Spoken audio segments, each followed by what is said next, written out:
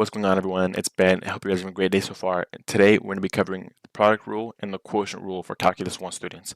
Lock in. These are two very important topics that you'll need to master in order to pass the class and to succeed in Calculus 2 and in Calculus 3. So stay tuned and let's get right into a few examples.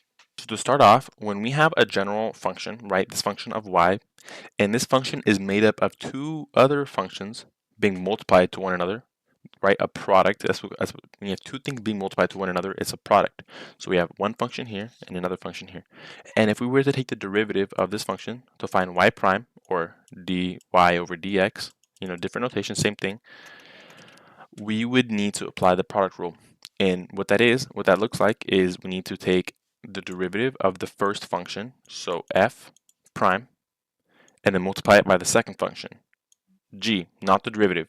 And then we're going to add, and then we're going to find the derivative of the second function, g prime, and times it to our original f function.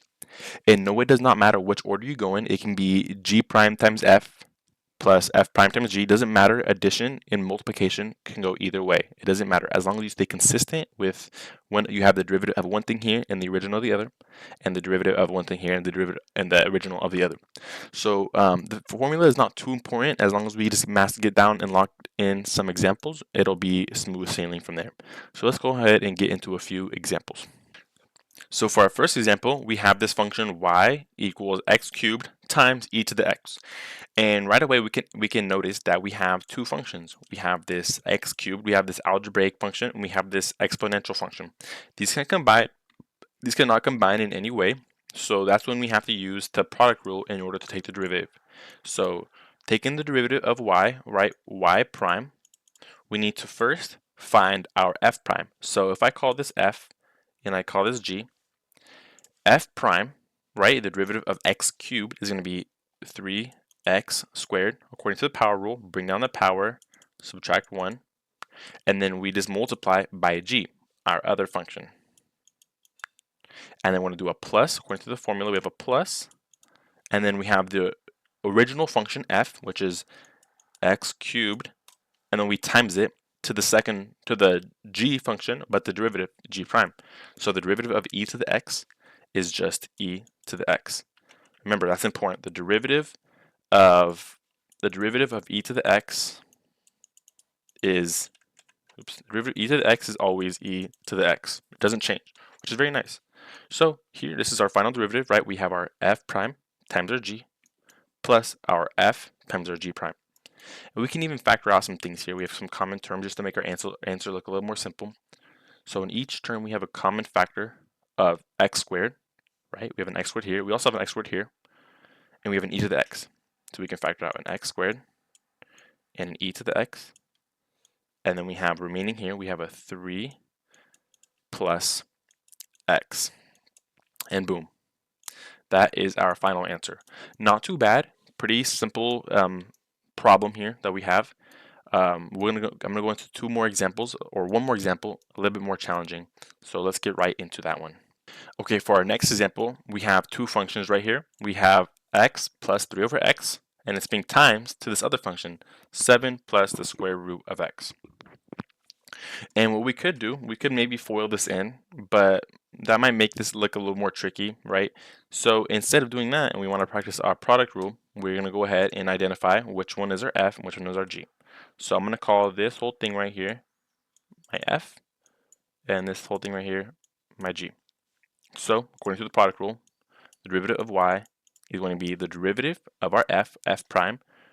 So I'm going to keep parentheses to keep this nice and clean.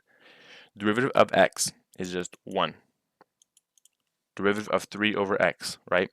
Let's go ahead and do that to the side real quick. Remember, 3 over x is the same thing as 3 times x to the negative 1 using exponent rules. We can bring this x to the power of 1 in the denominator, bring it up, and just flip the sign of the power. So now we can go ahead and do the product rule with this. The power rule. Bring down the power, subtract by 1, gives us negative 1 times 3, which is negative 3, x, 1 minus 1, negative 2. And then bringing this back into fraction form, we have a negative 3 over x squared. Remember, negative power goes in the denominator. You just got to flip the sign. So Now that we found that it's negative 3 x squared, we can go ahead and actually erase this plus sign, and we have a negative 3 over x squared. Nice. Not too bad, not too bad. Make sure you guys lock in that exponent rule. Now, times our original g function, right? It's f prime times g. So then we have 7 plus square root of x, and then plus, right, according to our product rule, we have our original f function, which is x plus 3 over x times g prime, which is this function, the derivative of this function. So one at a time, derivative of 7 is just 0. We don't even have to write that. Plus the derivative of square root of x. And if you guys don't know how to do that, well, remember that square root is the same thing as the power of 1/2. Square root always means power of 1/2. So when it's time to take the derivative of a square root function, rewrite it as the exponential form and just apply the power rule. Bring down the power, subtract by 1. So we're left with 1/2 x 1/2 minus 1. And remember, 1/2 minus 1 is the same thing as 1/2 minus 1 over 1. Multiplying to get a common denominator, right, gives us 1/2 minus 2 over 2. Negative 1 minus 2, negative 1 over 2. So that's going to be our new power, negative 1/2. Or remember, negative powers just means it goes in the denominator, right? So we can even rewrite this as 1 over 2 x to the 1/2. Remember, 1/2 power is a square root. So now we have 1/2 times, or 1 over 2 times square root of x. That's the derivative of a square root of x. So now we have the derivative of 7, which was 0, plus what we found. So it's 1 over 2 times the square root of x. And boom, that's it, right? We have our f prime times our g plus our f times our g prime. And that's it. We could simplify this, but this one looks a little messy, so there's no point in doing it. This is a totally valid answer. You'd get 10 out of 10 on this on your exam. Unless your professor specifies to simplify to its simplest form, this is perfectly fine. So let's go ahead and get into the quotient rule. Let's go ahead and get into one last example for the product rule. One that's a bit more challenging. So now for our last product rule example, we have the function y equals 7x squared plus 3x squared times ln x, or natural log of x. So let's go ahead and proceed. So y prime is equal to, well, see, this is very important to notice that this is separated, these two terms are separated by a plus, meaning that we can just take the derivative of this by itself and then focus on this. This is a multiplication, so we have to use the product rule here. But since this is not being multiplied to anything, right? This is just a coefficient in front of an x squared, right? This is just a normal power rule. So let's go ahead and bring this 2 down and subtract by 1. So we get 2 times 7, 14, x, 2 minus 1, so power of 1. We don't have to write that though. Now, on to the next part, is 3x squared times natural log of x. Well, here we need to apply the product rule. So let's go ahead and identify what is our f and what's our g. So our f prime is going to be, bring down this 2, we get 6x times our g, which is natural log of x, plus an original function f, which is 3x squared, times the derivative of our g. And this is something that's very important to remember. We'll just write this down in your notes. The derivative of a natural log of x is always 1 over x. Now, this is our final answer. And yes, this is beautiful. We can simplify it, but not too necessary here. We didn't need to do any product rule. There's nothing being multiplied to it. It's just a normal power rule. But over here, we recognize that we do have two functions. We have an algebraic function times a logarithmic function. And this is when we need to use the product rule. So now that's really all you need to know for the product rule. It won't really get much harder than this. Let's go ahead and get right into the quotient rule. So now for the quotient rule. When we have a function made up of two functions but being divided by one another, right? It's in a fraction. We need to go ahead and apply the quotient rule, because when you divide two things together, the result you get is a quotient. Just like a product is when you multiply two things, this is a quotient because you're dividing two things. So whenever we run into a fraction like this, and we need to take the derivative, the formula is as follows.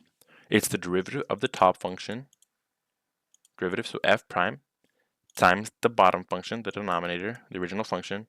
But instead of a plus like the product rule, it's a minus, and then it's the original function on the top times the derivative of the bottom, and then it's all divided by the denominator, just the original denominator function, but the whole thing is squared.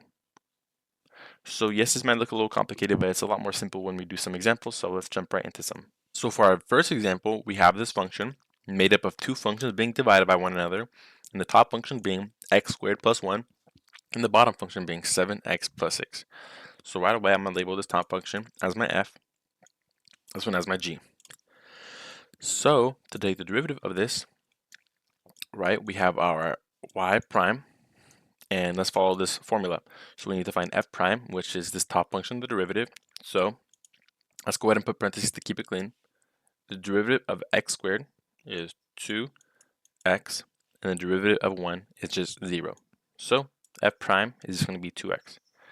Now, just our g function, which is 7x plus 6, and then minus, right, minus our original f function, so it's x squared plus 1 times our g prime, which is this denominator over here, which is derivative of 7x, just 7, and derivative of 6 is just 0.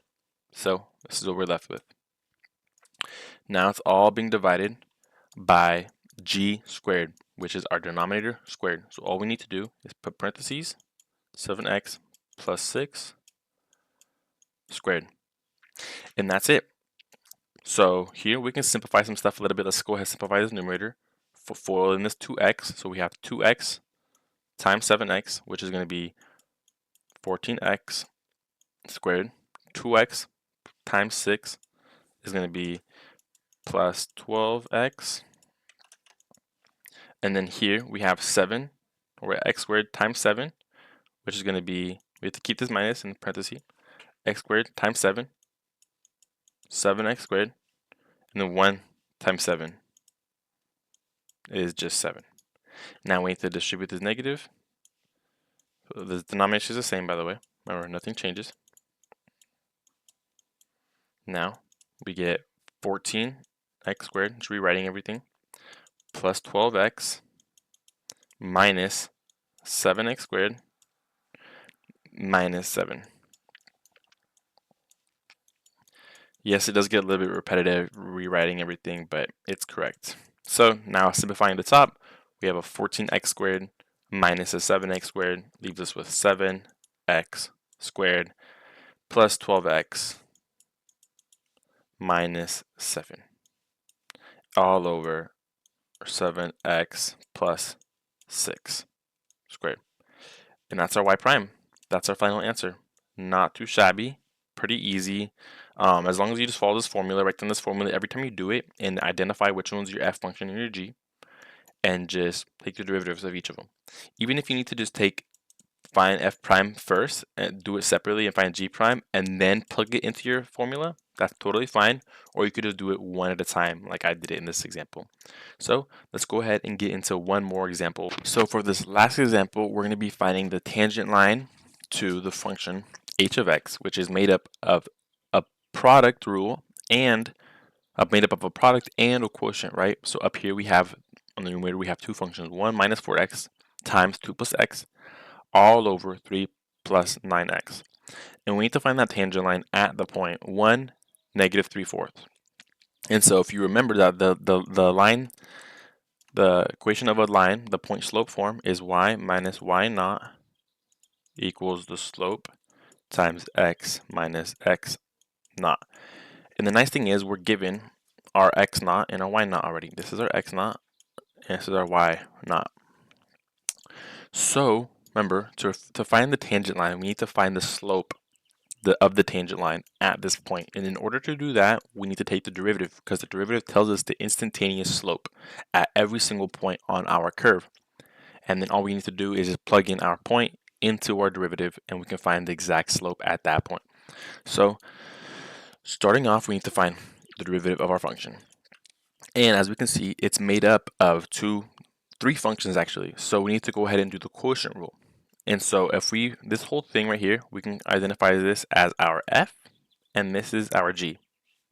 But now, we need to do the quotient rule. So the derivative of our f is made up of a product, so we need to do the product rule as well. So let's go ahead and make some more space down here. Let's move down. Right here should be good.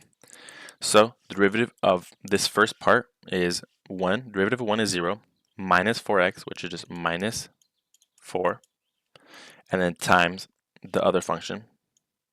Leave it alone. Sorry. And then it's going to be plus the original function f up here, the original first part, 1 minus 4x, and then times the derivative of this function right here, which is just 1. But since this is just a product rule within a quotient rule, this is just this right here, whole thing right here was just the f prime, this top part. So then now we need to go in this. Let's go ahead and put these in brackets so we can keep it nice and organized. This is our f prime. Now we have to times it by our g, which is 3 plus 9x. And according to the quotient rule, we put a minus, and then we rewrite our f, which is 1 minus 4x, right, times 2 plus x. And then we have to times all of this, our f, by the derivative of our g, which is going to be derivative of 3 is 0, derivative of 9x is just 9, like this. Boom. Now this is all divided by our denominator squared, which is 3 plus 9x squared. And that's it. That's our h prime. Now we found our derivative. And all we need to do is go ahead and plug in our x point to find the slope out of our function at the point x, at the point x1. So doing that, what that looks like is just h prime of 1, and we're going to plug in 1 for all of our x's. So we're going to get negative 4 times 2 plus 1 plus 1 minus 4. I'm just plugging in 1 for all these x's, right? Plugging in 1 right here, plugging in 1 right here. Just turns 4 times 1. And then times 1, we don't even need to include that times 1. And then multiply this by 3 plus 9 times 1, which is 9. And then minus, we're going to go ahead and put the bracket. And we have this 1 minus 4, right? Plugging in 1 for x, times 2 plus 1 times 9. And our denominator is going to be 3 plus 9 squared. Okay, now just a bit of simplifying, distributing everything in. So this is a 3, right? 2 plus 1 is 3. Negative 4 times 3 is negative 12. And then plus 1 minus 3, which is negative 3. So it's negative 12 minus 3. And then it's going to be this whole thing right here times 12 minus, then let's go keep brackets to keep everything nice and simple, clean. 1 minus 4 is 3, negative 3. Negative 3 times 3, right, is negative 9. Negative 9 times 9 is negative 81. And now all over our denominator squared. So 3 plus 9 is 12. 12 squared is 144. Almost done simplifying. Negative 12 minus 3 is negative 15. And then using a calculator, negative 15 times 12 is negative 180. We have negative 180 minus, but see this negative turns into a plus 81 over 144 and then negative 180 minus 81 should be 99. Yeah, negative 99. Just always use a calculator to check your work. And to simplify this a bit more, there's actually a common factor of 9. So we can divide 144 by 9, which is 16. And then 99 divided by 9 is just negative 9 over, 11. Sorry, negative 11 over 16. Now, this is our slope. This is the slope of our tangent line at the point x equals 1. So now that we have this is the hardest part to get. We need to go ahead and plug this m into our point slope form now. So bringing this down, we have the y minus y naught equals m times x minus x naught. So we keep this y and this x, we don't plug anything into them, only into our y naught and our x naught. So we're going to keep this y naught y minus y naught. Our y naught was negative 3/4 equals our slope, which is negative 11 over 16 times x minus our x naught, which was just 1. Coming back down here, 1. Now simplifying stuff a bit more, just negative and negative becomes a positive 3/4 equals, distributing this negative 11/16, so we get negative 11/16 x, right? Folding that in. Negative 11/16 times negative 1 is just a positive 11/16. Now, subtracting this 3/4 over, we get y equals negative 11/16 x, and 11/16 minus 3/4, right? 3/4 can be rewritten as 12/16. So then we have our 11/16 minus 12/16, which was our 3/4, which is just negative 1/16. So that's what's going to go here, negative 1/16. And that's our final answer. This is the tangent line to our function h of x, right? To our function h of x at the point x naught, y naught, which is 1 comma negative 3/4. And to see this, we can go ahead on Desmos. Now that we're here in Desmos, I plotted our function, right? This was our h of x we had, which is this red function.